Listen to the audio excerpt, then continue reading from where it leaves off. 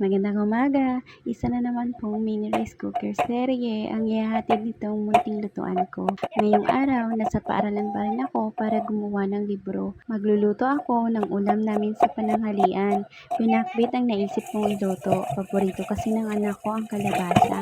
Simula na akong maghanda ng mga sangkap pampalasa, ang bawang at sibuyas. Sunod ay hinugasan at hiniwa ko ang sasahog kong karne ng baboy, pati na rin ang mga gulay.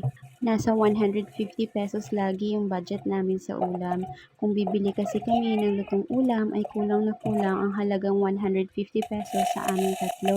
Kaya naman mas gusto ko talagang magluto. Nagsimula na nga akong maggisa ng bawang at sibuyas. Kasunod ay ang karne ng baboy. Hinalo-halo ko lang ito at tinakpan at hinintay na bahagyang maluto at nilagyan ng isang tasang tubig saka inilahaw ko na ang kalabasa. Pati na rin ang talong, ampalaya at okra.